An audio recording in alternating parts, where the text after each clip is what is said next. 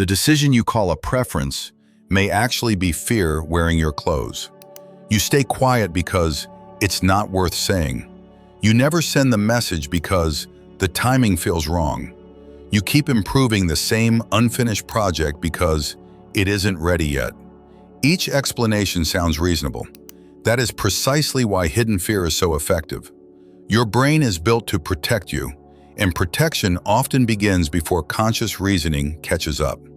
It notices possible social pain, uncertainty, or loss, then nudges you toward the option that feels safer. By the time you explain your choice, avoidance may already be holding the steering wheel. These 6 fears can shape everything from a 5-second conversation to the direction of your life. And the last one is especially deceptive because it can look like modesty, bad luck, or simple procrastination. Imagine you are in a meeting and spot a problem everyone else has missed. Your chest tightens. You rehearse one sentence, then someone changes the subject. You tell yourself your idea probably wasn't important. That may be the fear of judgment. Humans are highly sensitive to social evaluation, so even a safe room can feel threatening when your reputation seems exposed. Silence brings immediate relief, and that relief teaches your brain to choose silence again. Ask yourself, if nobody could think less of me, would I still keep this thought to myself? If the answer changes, it may not be a preference. Now picture a message sitting unsent, an invitation, a request for help, an application, maybe a simple, "Would you like to get coffee?" You keep editing it because one unanswered question feels worse than endless possibility. This is fear of rejection, and it often disguises itself as waiting for certainty. If you never ask, you cannot hear no, but you also prevent every possible yes. The protective move becomes its own rejection, delivered by you. Try asking, am I protecting something valuable here, or only protecting myself from an uncomfortable answer? The next fear can make hard work look productive. A document has 17 versions. A business idea has a perfect logo but no customers. A guitar stays in its case until you can find the ideal practice plan. Fear of failure does not always make people quit. Sometimes it keeps them preparing forever. An unfinished project cannot be fully judged, so perfectionism preserves the fantasy that it could have been brilliant. The cost is quiet, no result, no feedback, no chance to improve.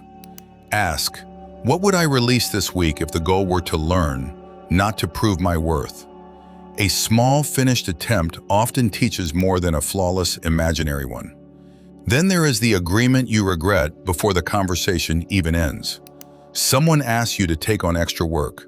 A friend crosses a boundary. A partner suggests something you do not want. You smile and say, sure. Fear of conflict predicts that disagreement will lead to anger, abandonment, or chaos, even when a calm difference of opinion is completely manageable. Saying yes removes tension now, but often replaces it with resentment later. The revealing question is, would I choose this if I knew the other person could tolerate my honest answer? Discomfort is not always danger, and disagreement is not automatically disconnection. But perhaps nobody is pushing you at all. You take the same route, order the same meal, remain in the familiar job, and postpone the unfamiliar trip. Familiarity feels safe because your brain can predict it. Uncertainty leaves gaps, and anxious thinking loves filling gaps with worst-case scenes. The strange part is that the familiar option does not need to be good, it only needs to be known. That is how a routine becomes a cage with comfortable furniture. Ask, am I staying because this still fits me, or because I already know how it disappoints me? Predictable pain can feel safer than unpredictable possibility. And now the fear that hides behind success itself.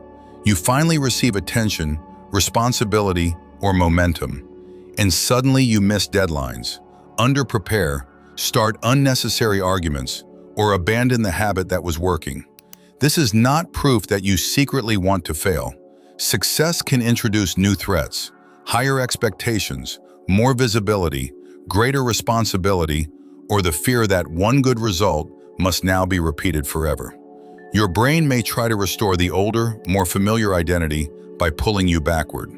Self-sabotage can therefore feel like relief before it feels like regret. Ask, what new expectation am I afraid this success will create? Naming that expectation closes the mystery. What looked like laziness may actually be an attempt to escape pressure. These fears share one pattern. Avoidance rewards you immediately and charges you later. Staying silent removes embarrassment now. Not asking removes rejection now.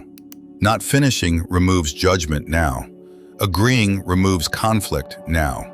Repeating routines removes uncertainty now. Pulling back removes expectation now. That short burst of relief is why the behavior can become automatic. The answer is not to force yourself into every risk or assume every cautious choice is fear. Caution can be wise. Boundaries matter. The goal is simply to create a pause between the alarm and the decision. Notice the physical reaction. Name the outcome you are avoiding. Then imagine fear were still present, but no longer allowed to vote. What would you choose? Courage is not the absence of fear. It is recognizing when fear has quietly made the choice for you and taking the steering wheel back. Which of these 6 felt most familiar? Share it below and subscribe to Nobody Told You for more.